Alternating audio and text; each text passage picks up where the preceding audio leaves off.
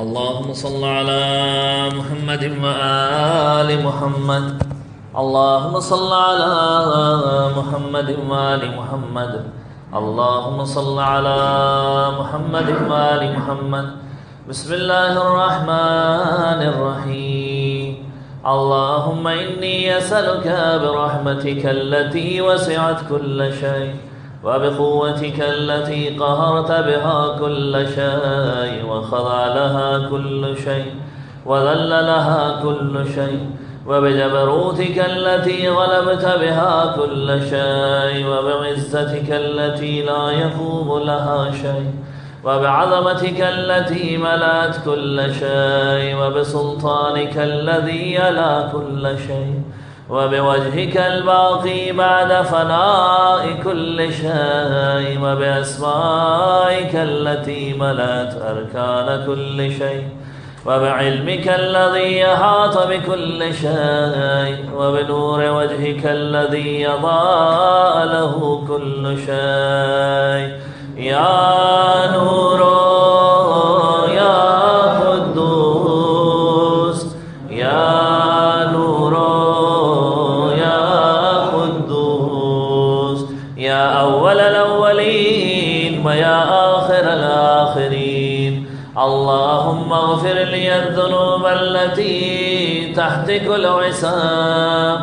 اللهم اغفر لي الذنوب التي تنزل النقام. اللهم اغفر لي الذنوب التي تغير النعم. اللهم اغفر لي الذنوب التي تحبس الدعاء. اللهم اغفر لي الذنوب التي تقطع الرجاء. اللهم اغفر لي الذنوب التي تنزل البلاء. اللهم اغفر لي كل ذنب أذنبته وكل خطيئة أخطأتها. اللهم إني أتقرب إليك بذكرك وأستشفع بك إلى نفسك وأسألك بجودك أن تدنيني من قربك وأن توضعني شكرك وأن تلهمني ذكرك.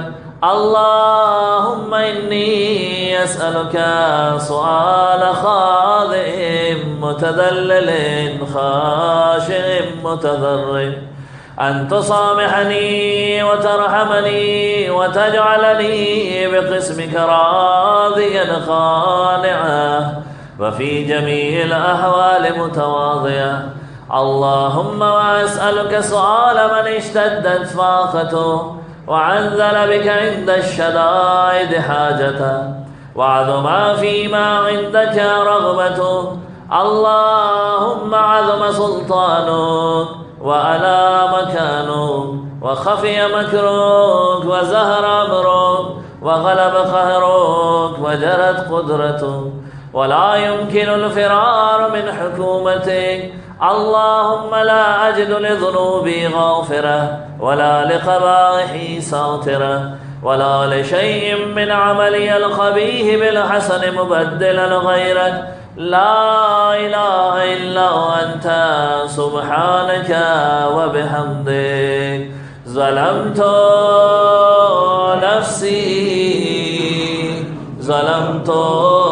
نفسي وتجرعت بجهلي وسكنت إلى قديم ذكرك لي ومنك علي. اللهم مولاي كم من قبيح سترته وكم من فاضح من البلاء أقلته وكم من عسار وقيته وكم من مكروه دفعته وكم من صناع جميل لست أهلا له نشرته. اللهم عظم بلائي وأفرت بي سوء حالي وقصرت بي أعمالي وقعدت بي أغلالي وحبسني النفع بعد عملي وخدعتني الدنيا بغرورها ونفسي بجنايتها ومطالي. يا سيدي فأسألك بعزتك ألا يحجب عنك دعائي سوء عملي وفعالي ولا تفزعني بخفي ما اطلعت عليه من سري، ولا تعاجلني بالعقوبة على ما عملته في خلواتي من سوء فعلي وإساءتي ودوام تفريطي وجهالتي وكثرة شهواتي وغفلتي. وكن اللهم بعزتك لي في كل الأهوال رؤوفا، وعلي في جميع الأمور عطوفا. إلهي وربي من لي غيرك، أسأله كشف ضري والنذر في أمري. إلهي ومولاي، أجريت علي حكما اتبعت فيه هوى نفسي، ولم أحترس فيه من تذيين عدوي، فغرني بما أهوى وأسعده على ذلك القضاء، فتجاوزت بما جرى علي من ذلك بعد حدوده، وخالفت بعض أوامره. فلك الحمد علي في جميع ذلك، ولا حجة لي فيما جرى علي فيه قضاء، والزمني حكمك وبلاؤك. وقد أتيتك يا إلهي بعد تقصيري وإسرافي على نفسي، معتذرا نادما منكسرا مستقيلا مستغفرا منيبا مقرا مذعنا معترفا. لا أجد مفرا مما كان مني، ولا مفزعا أتوجه إليه في أمري غير قبولك عذري وإدخالك إياي في سعة من رحمتك. اللهم فاقبل عذري وارحم شدة ضري، وفكني من شد وثاقي. يا رب ارحم ضعف بدني، يا رب ارحم ضعف بدني ورقة جلدي ودقة عظمي. يا من بدا خلقي وذكري وتربيتي وبري وتغذيتي، هبني لابتداء كرمك وصالف برك بي. يا إلهي وسيدي وربي، أتراك معذبي بنارك بعد توحيدك، وبعد من طوى عليه قلبي من معرفتك، ولهج به لساني من ذكرك، واعتقده ضميري من حبك، وبعد صدق اعترافي ودعائي خاضعا لربوبيتك. هيهات أنت أكرم من أن تضيء من ربيته، أو تبعد من عدنيته، أو تشرد من آويته، أو تسلم إلى البلاء من كفيته ورحمته. وليت شعري يا سيدي وإلهي ومولاي، أتسلط النار على وجوه خرت لعظمتك ساجدا، وعلى ألسن نطقت بتوحيدك صادقة وبشكرك مادحة، وعلى قلوب اعترفت بإلهيتك محققة، وعلى ضمائر حوت من العلم بك حتى صارت خاشعة، وعلى جوارح سعت إلى أوطان تعبدك طايا، وأشارت باستغفارك مذعنة. ما هكذا الظن بك، ولا أخبرنا بفضلك عنك يا كريم يا رب، يا كريم يا رب. وأنت تعلم ضعفي قليل من بلاء الدنيا وعقوباتها، وما يجري فيها من المكاره على أهلها، على أن ذلك بلاء ومكروه، قليل مكسور يسير بقاء قصير مدته، فكيف احتمالي لبلاء الآخرة وجليل وقوع المكاره فيها، وهو بلاء تطول مدته ويدوم مقامه ولا يخفف عن أهله، لأنه لا يكون إلا عن غضبك وانتقامك وسخطك، وهذا ما لا تقوم له السماوات والأرض. يا سيدي فكيف لي وأنا عبدك الضعيف الذليل الحقير المسكين المستكين. يا إلهي وربي وسيدي ومولاي، لأي الأمور إليك أشكو، ولما منها ضج وأبكي، لأليم العذاب وشدته أم لطول البلاء ومدته، فلئن سيرتني للعقوبات ما أداي، وجمعت بيني وبين أهل بلاي، وفرقت بيني وبين أحبائك وأوليائك، فهبني يا إلهي وسيدي ومولاي وربي. صبرت على عذابك فكيف أصبر على فراقك، وهبني صبرت على هر نارك فكيف أصبر عن النذر إلى كرامتك، أم كيف أسكن في النار ورجائي يفضل. فبعزتك يا سيدي ومولاي أقسم صادقا لئن تركتني ناطقا لأذجن إليك بين أهلها زجيج العاملين، ولا أصرخن إليك صراخ المستصرخين، ولا أبكين عليك بكاء الفاقدين، ولا أنادينك أين كنت يا ولي المؤمنين، يا غاية آمال العارفين، يا غياث المستغيثين، يا غياث المستغيثين، يا حبيب قلوب الصادقين، ويا إله العالمين. أفتراك سبحانك يا إلهي وبحمدك تسمع فيها صوت عبد مسلم سجن فيها بمخالفته، وذاقت عذابها بمعصيته، وحبس بين أطباقها بجرمه وجريرته، وهو يزج إليك زجيج معمل لرحمته، ويناديك بلسان أهل التوحيد، ويتوسل إليك بربوبيته.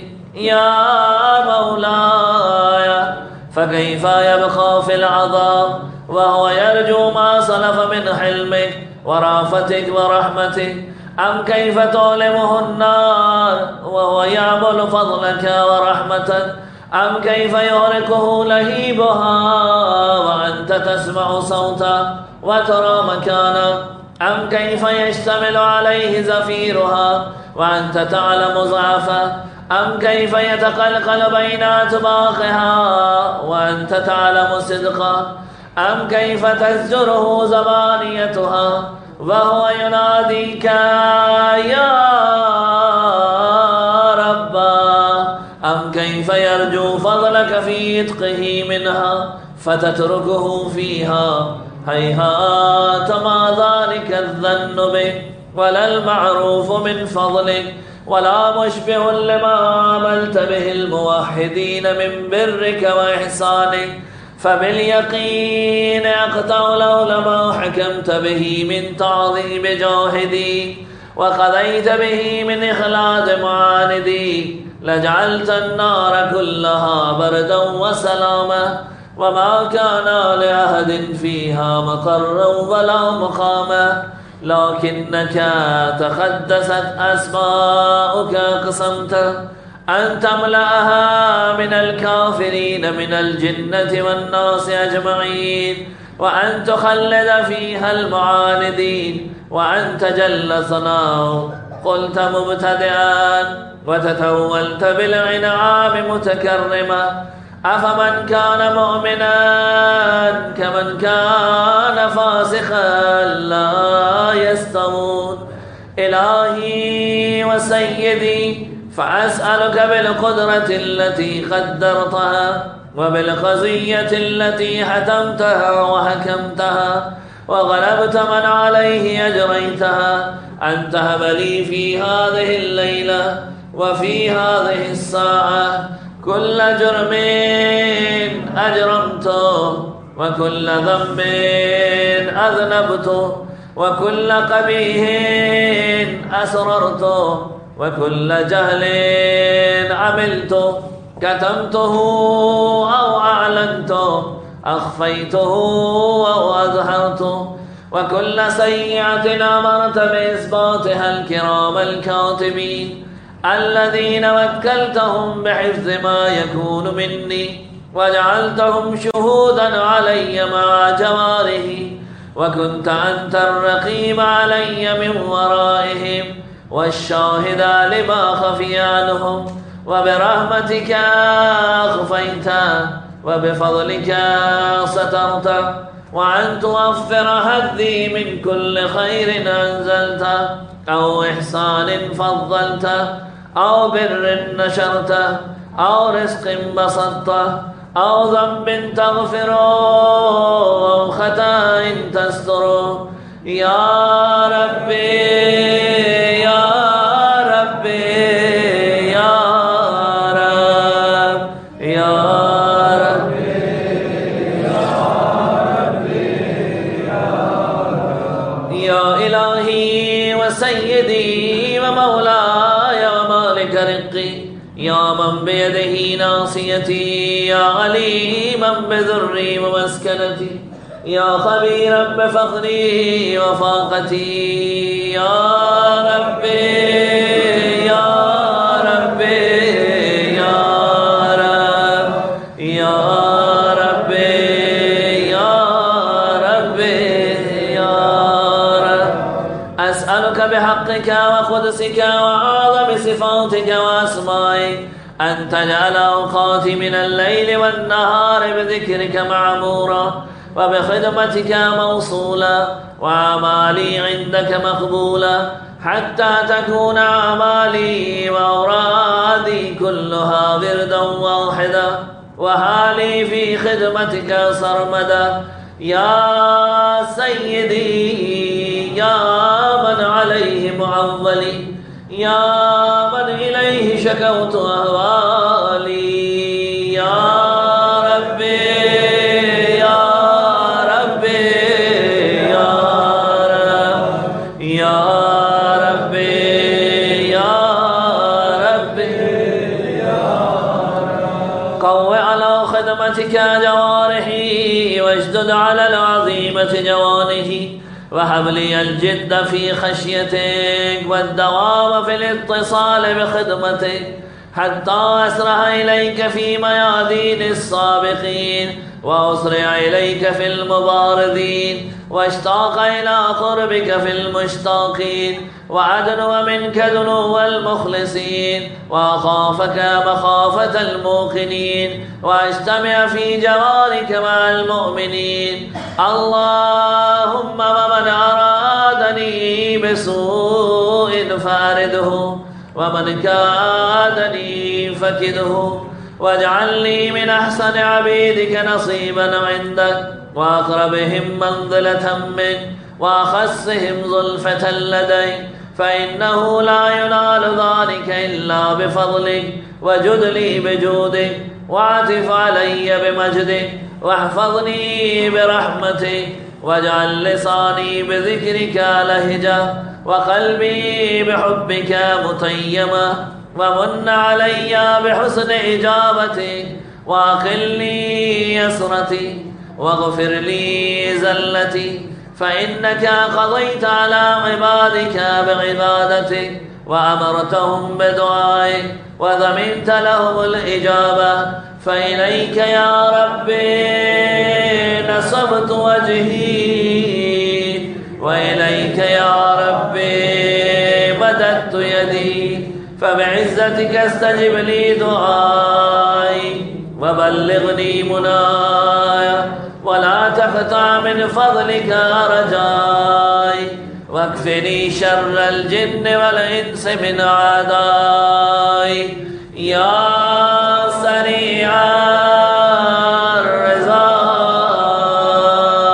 يا سريع الرضا اغفر لمن لا يملك إلا الدعاء فإنك فعال لما تشاء يا من اسمه دواء وذكره شفاء وطاعته غنى ارحم من راس ماله الرجاء وسلاحه البكاء يا سابغ النعم يا دافع النخام يا نور المستوحشين في الظلام يا عالما لا يعلم صل على محمد وآل محمد وافعل بي ما أنت أهله وصلى الله على رسوله والأئمة الميامين من آله وسلم تسليما كثيرا كثيرا.